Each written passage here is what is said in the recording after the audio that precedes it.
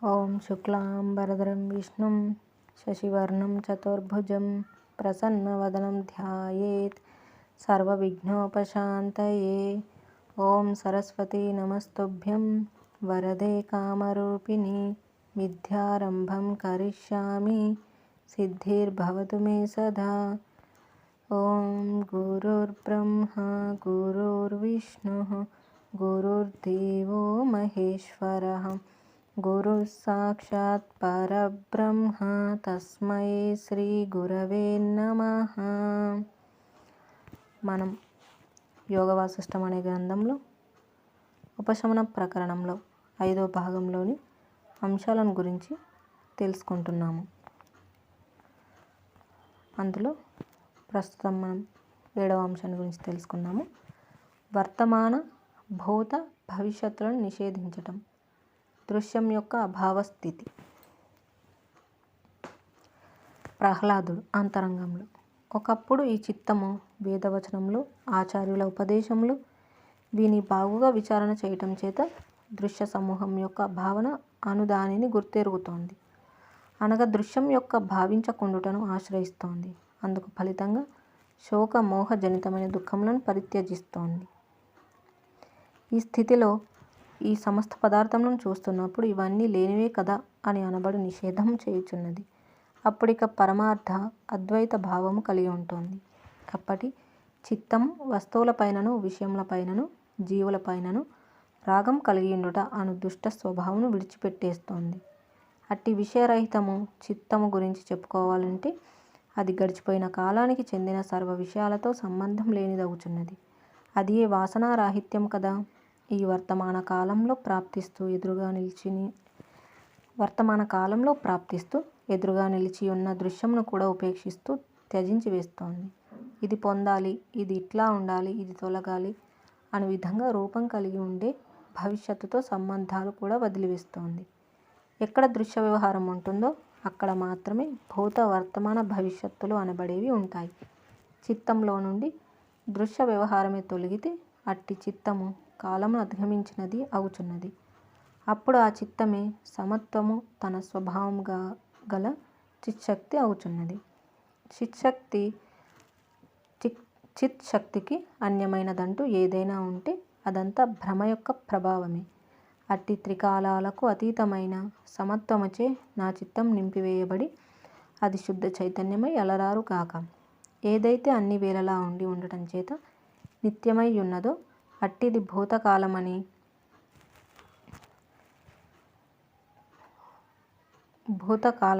గాని భవిష్యత్ కాలమని గాని వర్తమాన కాలమని గాని చెప్పలేం కదా.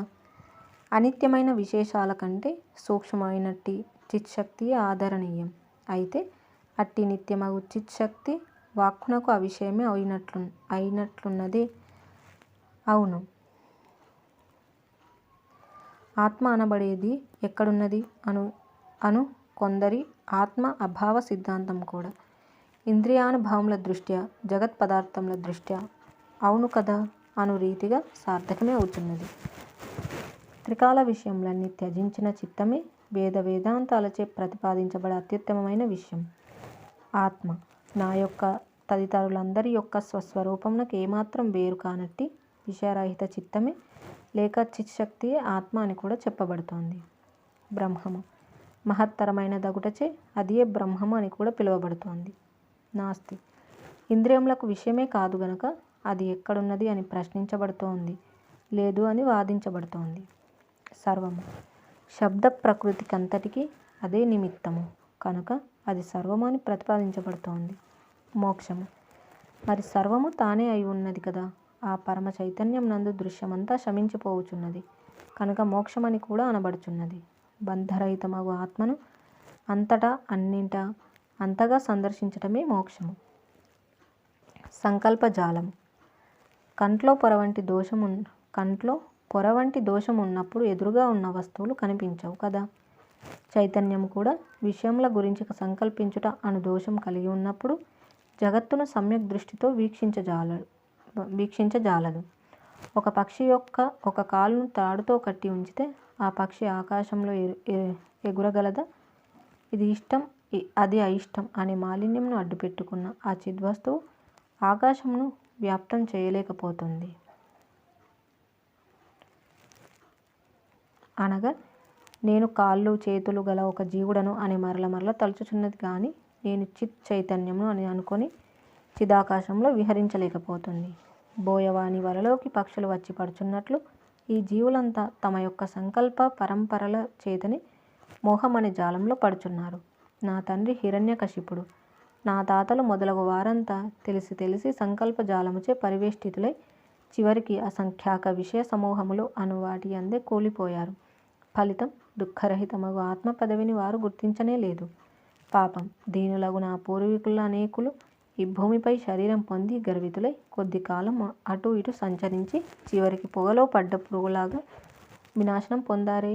ఏవేవో భోగముల కొరకై ఆరాటపడి అందుచేత కలిగే సుఖదుఖముల వెంట పరుగులు తీసే బదులు వాళ్ళు కూడా తమకున్న ఓపికను అవకాశములను ఆత్మతత్వం తెలుసుకోవడానికి ఉపయోగించి ఉంటే ఎంత బాగుండేది. దుర్బుద్ధితో దృశ్య లేక సాంసారిక భావాభావములని చీకటి పొరలలో చిక్కుకునేవారు కాదు కదా. చివరికి జరుగుచున్నదేమిటి? ఎన్నో చక్కటి ఉపాయాలు ఉండి తెలివితేటలు ఉండి కూడా క్రిమి కీటకముల వలె అన్న పాన మైథునముల కొరకై బ్రతికి దీనంగానే గతించిపోతున్నారే. తెలిసి కూడా తెలియని వారే చరిస్తున్నారే. ఎవనియందైతే సత్య జ్ఞాన ప్రభావం చేత ఇష్టంలో అయిష్టంలో అనే ప్రోద్బలం శమిస్తుందో అట్టి వాని జీవితమే సార్థకం. స్వస్వరూపము సర్వదా కలంకరహితమే. ఎక్కడన్నా చంద్రునిలో ఉష్ణత్వం ఉంటుందా? ఉండదు. శుద్ధమై నిర్మలాకృతిచే వెలుగు స్వస్వరూపమగు చిద్వస్తువునందు కలంకం ఉండటం ఎట్లా సాధ్యం?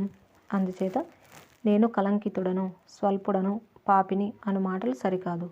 అట్లు నేను అజ్ఞానిని, బద్ధుడను, అల్పుడను అని మనోధర్మాలను ఆత్మపై ఆపాదించడం ఏ ఒక్కరికి సరికానే కాదు. ఓ నా ఆత్మదేవ నమస్కారం. నిర్మలము నిత్యము నిఖిలము నిరూపమానము అగునా ఓ నా ఆత్మదేవ స్వస్వరూపమా, నీవు అవిచ్ఛిన్నమగు చిదాత్మ స్వరూపము. అట్టి నీకు నమస్కారం అనగా నాకే నా ఈ నమస్కారం. హే ఆత్మ భగవాన్, ఒక మణి తానున్న చోట అన్ని వైపులా కాంతిని ప్రసరిస్తుంది కదా. నీవు ఉన్న చోట నలువైపులా జ్ఞానమును ప్రసరింపజేస్తావు. నీ గురించి ఇంతకాలానికి తెలుసుకున్నాను. ఎంత ఆశ్చర్యము! ఎంతో ఎక్కడెక్కడో వెతికి వేసారి చివరికి నిన్ను నాయందే సర్వదా ఉండి ఉన్నట్లుగా కనుగొన్నాను. నేను నీవు ఒకటే. నేను నిన్ను పొందాను అనున్నది సరైన వాక్యమే కాదు. నిష్కలంక తేజోమయుడవైన నీవు నేనే అయి ఉన్నాను. నిష్కలంక తేజోమయుడవైన నీవు నేనే అయి ఉన్నావు అనున్నది ఇప్పుడు గ్రహిస్తున్నాను. మహామహిమాన్వితాశయముతో కూడిన నీ నిత్యోదయమును నేను గాంచుచున్నాను. ఓ ఆత్మదేవ,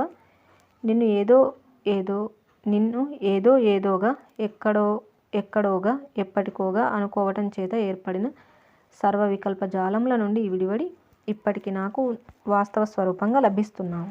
ఓ ఆత్మ భగవాన్, పరమార్థమున ఏదేదైతే నీ రూపమై ఉన్నదో అది అట్లే యథాతథంగానే ఉండుగాక. నేను అల్పుడను, స్వల్పుడను, జీవుడను అని అనుకుంటూ తద్వారా నిన్ను కించపరిచినందుకు కాస్త క్షమించవయ్యా. నేను అనున్నది లేదు, అంతటా తానే ఉన్నది. ఆ తానే నేను. ప్రహ్లాదుడు అను నామధేయంతో పిలువబడుచున్న హే ఆత్మనారాయణ, నీకు నేను నమస్కరిస్తున్నానయ్యా. జీవుడు అని దేనినైతే అంటున్నామో అందుకు అభిన్నుడవు నీవు. నీవు లేక నేనే బ్రహ్మము కూడా. నీవే లేక నేనే బ్రహ్మము కూడా. ఓ ప్రహ్లాద, ఓ అనంతుడా, ఓ అంతర్యామి, నేను అను శబ్దమునకు నిత్యార్థమై ఉన్నవాడా, నీవే శివము, శాంతము, అద్వైతము, ఆనందము కూడా. సర్వాంతర్యామి అగు నారాయణుడే సర్వదా సర్వరూపాలుగా వేంచేసి ఉన్నాడు అని వేద పురాణ ఉపనిషత్తులు ఎలుగెత్తి గానం చేస్తున్నాయి కదా. అనగా ఈ ప్రహ్లాదుడు అను జీవాత్మ రూపంగా వేంచేసి ఉన్నది నారాయణుడే అనియే కదా. కనుక నేను నారాయణుడనే. బ్రహ్మ మొదలైన వేదజ్ఞులు వేదాంత వేద్య అని ఎప్పుడు సంబోధన చేస్తున్నది నా స్వరూపమే. వేదము అనగా తెలియబడేది, వేదాంతుడు అనగా తెలియబడేదంతా తెలుసుకుంటున్న ఆయన. వేదాంత వేద్యుడు అనగా తెలుసుకుంటూ ఉంటున్నట్టి ఆయనను తెలుసుకుంటున్నవాడు. ఆ తెలుసుకునే ఆయనే నారాయణుడు, ఆయనయే నేను.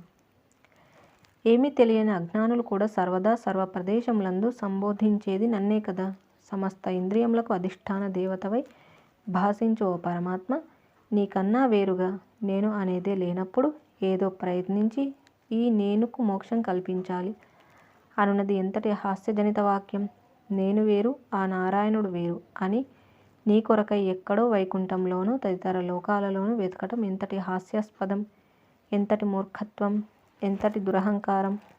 నా రూపంగా నీకు నీవే ప్రహ్లాద రూపంతో నారాయణమూర్తి రూపానికి నమస్కరించుకోవటం నీ చమత్కార విశేషం, లేక నీ ప్రతీతి యొక్క ప్రభావం. ప్రహ్లాదుడను పేరుతో చెప్పబడుచున్న నేనే పరమాత్మను. నారాయణుడే ఈ ప్రహ్లాద నామధేయ జీవుడు. శివో జీవ. నేనే భక్తుడను, నేనే భక్తిని, నేనే భక్తి లభ్యుడను. జీవో శివ, శివో జీవ. పూర్ణచంద్రునిలాగా అమృతతుల్యుడను, నిర్మలుడను, ఆనందైక రసమూర్తిని, నారాయణుడను.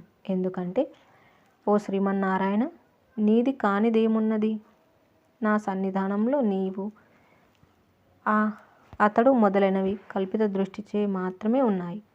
నా సన్నిధానంలో నీవు, అతడు మొదలైనవి కల్పిత దృష్టిచే మాత్రమే ఉన్నాయి. హే ప్రకాశ స్వరూప, ఆత్మ చైతన్య భగవాన్, నాకు అన్యమైనదంటూ ఏది ఎక్కడున్నది చెప్పండి. నా సొంతము, వాస్తవము, అఖండము అగు మీకిదే చేతులెత్తి మరల మరల మొక్కుచున్నాను. జగద్రూపుడనై సర్వదృశ్య రూపుడనై మొక్కుచున్నాను. జై శ్రీరామ్. ఈ విధంగా వర్తమానము, భూతము, భూతకాలము, భవిష్యత్తులలో నిషేధించడం అంటే ఈ దృశ్య వాసనారహితం అనేది ఏర్పడినప్పుడు ఇక మనకు భూతకాలంలో జరిగిన దానిని గురించి ఆలోచించడము, అది వర్తమానానికి మళ్ళీ కొన్ని దృశ్యాలను గాంచుతున్నట్టుగా ఊహాజనితంగా ఏర్పడటం అనేది కారణం కాకుండా వర్తమానం కూడా దృశ్యరహితం అవ్వడం, దానివల్ల భవిష్యత్తు అనే దానికి సంకల్పించడానికి అవకాశం లేకపోవడం అనేది జరగడం అనేది ఉంటుంది అని తెలియజెప్పడం. అలాగే వేదాంత వేద్యుడను, ఆ శ్రీమన్నారాయణ రూపాన్ని నేనే అని తెలియజేయడం మనం ఇక్కడ చూసాము.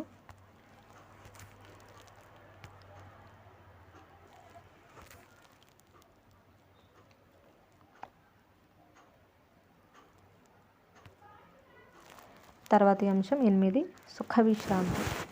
ప్రహ్లాదుడు అంతరంగంలో ఇక్కడ ఎవరెవరైతే ఏమేమైతే కనబడుచున్నాయో ఇవన్నీ కూడా బ్రహ్మస్వరూప బోధకము, ఏకము, వికారరహితము, అనుభవ స్వరూపము, ఓంకార సంజ్ఞచే ఉద్దేశించబడినది అగు ఆత్మయే కానీ మరి వేరొకటేది కాదు. వీరంతా ఆత్మస్వరూపులే, నేను ఆత్మస్వరూపుడని కనుక వీరంతా మమాత్మస్వరూపులే. అట్టి చైతన్యాత్మ యొక్క ప్రభావం ఈ భూమికలు, మాంసము, క్రొవ్వు, రక్తములందు వ్యాపించి ఉన్నప్పటికీ వీటి అన్నింటికంటే అది పరము అయి ఉన్నది. అంతరమున ఉంటూనే సూర్యుడు మొదలైన మహాప్రభావవంతములగు పదార్థ జాలమునంతా ప్రకాశింపజేస్తోంది. అది తలుచుకొని స్వసత్తచే అగ్నిని ఉష్ణంగాను, అమృతమును రసవంతముగాను చేసివేస్తోంది. నారాయణత్వం. ఒక రాజుగారు సర్వభోగాలను అనుభవిస్తున్నట్లు ఆత్మయే ఈ శబ్ద, స్పర్శ, రూప, రసగంధ భావములన్నీ పొందుతోంది. అది నిష్క్రియం కానీ గతివంతమంతా అదే. శాంతం కానీ సర్వ వ్యవహారాలు నిర్వర్తిస్తోంది. నిర్లిప్తం కానీ కర్మలన్నీ ఆచరించేది అది. ఈ ఆత్మ ఇతఃపూర్వం ఎట్లా ఉన్నదో ఇప్పుడు అట్లే ఉన్నది, కానీ ఎప్పటికీ అట్లాగే ఉండబోతోంది. ఈ ఆత్మ ఇతఃపూర్వం ఎట్లా ఉన్నదో ఇప్పుడు అట్లే ఉన్నది, ఇక ఎప్పటికీ అట్లాగే ఉండబోతోంది. నేను ఆత్మనే అయి ఉండి అప్పుడప్పుడు ఏమరచినంత మాత్రం చేత నేను ఆత్మను కానిదెప్పుడు? అజ్ఞాన ప్రహ్లాద రూపుడనై మమ నారాయణ స్వరూపం ఏమరచి ఎన్నో జన్మ పరంపరలందు సంచరించి ఉన్నప్పటికీ నారాయణత్వం నన్ను ఏమాత్రం ఏ క్షణంలోనూ ఏమరచనే లేదు. అది నన్ను వదలలేదు, వదలదు కూడా. అది ఇక్కడ ఎలా ఉన్నదో ఇంకొక చోట కూడా అట్లే ఉన్నది. జీవుడు అనబడు వేషధారణచే ఈ విహిత నిషిద్ధ కర్మలను, కర్మ ఫలములను అనుభవిస్తూనే తాను మాత్రం సర్వవృత్తులకు ఆవల సమరూపమున సర్వదా సర్వమై వెలుగుచున్నది. పరమార్థంగా చూస్తే దానికి రాకపోకలు లేవు. కానీ కర్మానురూపంగా స్వయంగా ఆవిర్భవిస్తున్నది అదే. తన యొక్క సన్నిధాన మాత్రం చేత బ్రహ్మదేవుని నుండి ఒక గడ్డి పురుగు వరకు పిపీలికాది బ్రహ్మ పర్యంతం గల భోక్త భోగ్యములకు తానే ఆధారమై ఉంటూ 14 భువనములను క్రియావంతం చేస్తోంది. తాను ఎప్పుడు నిష్క్రియమై ఉంటేనే స్వసత్తచే వాయువు కంటే కూడా వేగంగా పయనిస్తూ ఉంటుంది. తన యందు తానే ఉండి ఒక రాయి కంటే ఎన్నో రెట్లు నిష్క్రియత్వము, ఆకాశం కంటే ఎన్నెన్నో రెట్లు నిర్లిప్తత్వము కలిగి ఉంటుంది.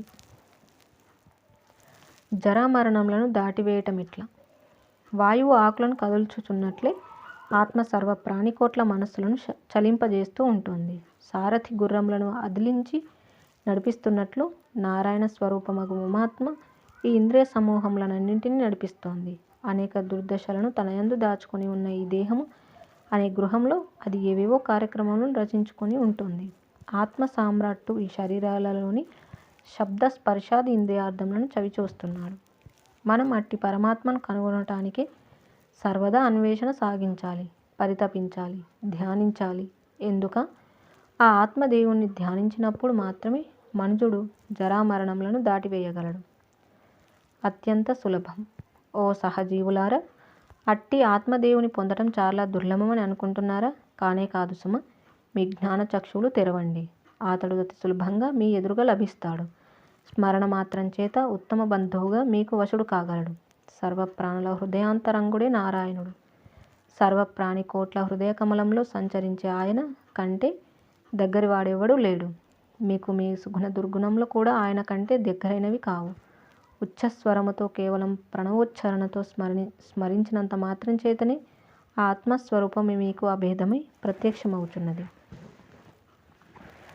ఆత్మ నారాయణో గతి. ఒక డబ్బు ఉన్నవాడిని సేవించారనుకోండి, ఏమవుతోంది? అభిమానము, గర్వము కలిగించగల కొంత ధనం లభించవచ్చేమో. అదే ఆ ఆత్మ భగవానుని సేవిస్తే మీలో ఉన్న అభిమాన గర్వాదులు తొలగిపోతాయి. ఆ ఆత్మదేవుడే మీరై ప్రకాశిస్తారు. ఆయనని సేవించటమెట్లా? ఆయన సర్వసంపద సాహితుడు కాబట్టి మీ సంపదలు ఆయనకెందుకు? అందుచేత మీ భావనచే ఆయనను సేవించండి. ఆయన ఎక్కడున్నాడు? పుష్పాలలో సుగంధం, నువ్వులలో నూనె, రసమయ పదార్థాలలో రుచి ఉన్నట్లు ఆత్మ భగవానుడు సర్వదేహములందు వ్యాపించి ఉన్నాడు. మనందరి హృదయాలలోనూ ఆయన ఎల్లప్పుడూ ఉండి ఉన్నప్పటికీ మనం అవిచారణావశం చేత చేతనారూపమగు ఆత్మ భగవానుని తెలుసుకోలేకపోతున్నాం. చాలా కాలం క్రితం ఎప్పుడో ఎక్కడో చూచి మరచిన బంధువు వలె మనం ఆయనను పలకరించకుండా ఈ ప్రాపంచిక కల్పనలలో మునిగి తేలుతున్నాం. ఇక చాలు. ఇక నుండి ఆత్మనారాయణుని అనుక్షణ సందర్శనమునకై మనమంతా ఉపక్రమించెదము గాక. ప్రయోజనం. తత్వ విచారణచే పరమేశ్వరుడవు ఆత్మ ఎరుగబడిందా? అప్పుడు ఎంతో ఇష్టమైన వాడు కనిపించినట్లుగా జీవునకు పరమానందం ఉదయించగలదు. ఆత్మదృష్టిచే శరీర సంబంధ మాత్రములైన జరామరణముల వ్యవహారం విచ్ఛిన్నమైపోతుంది. జీవుడు తనకు తానే తెచ్చిపెట్టుకుంటున్న ఆశలు అనే త్రాళ్ళు ముక్కలు ముక్కలుగా త్రెంచివేయబడతాయి. కామ, క్రోధ, మోహాది శత్రుభటులు వెనక్కు చూడకుండా తుర్రుమని పారిపోతారు. వారి తిరోగమనం చూచి మనం చిరునవ్వు చిందిస్తాం. ఇక తృష్ణ, అసంతృప్తులు మనస్సు ముందు నిలవలేక మటుమాయమవుతాయి. పరమాత్మను దర్శిస్తే బ్రహ్మాండమంతా దర్శించినట్లే. పరమాత్మ కథనం వింటే సమస్తము శ్రవణం చేసినట్లే. పరమాత్మను స్పృశిస్తే జగత్తంతా స్పృశించినట్లే. అతనికి ఉనికియే జగత్తుకు ఉనికి. దృక్స్వరూపుడగు ద్రష్ట ఉండి ఉండటమే అతని ఉనికికి సాక్ష్యం, దృష్టాంతం కూడా. జై శ్రీరామ్. ఈ విధంగా సుఖ విశ్రాంతి అనే దాని గురించి తెలియజేస్తూ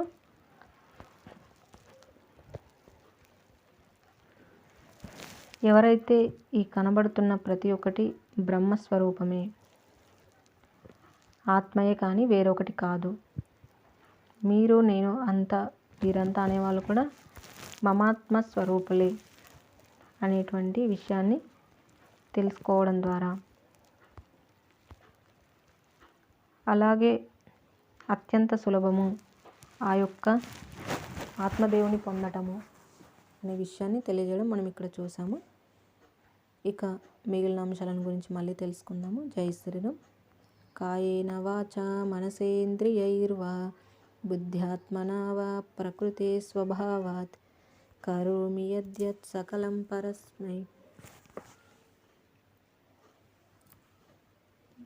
కరోమి యద్యత్ సకలం పరస్మై నారాయణాయేతి సమర్పయామి. స్వస్తి. ఓం తత్సత్.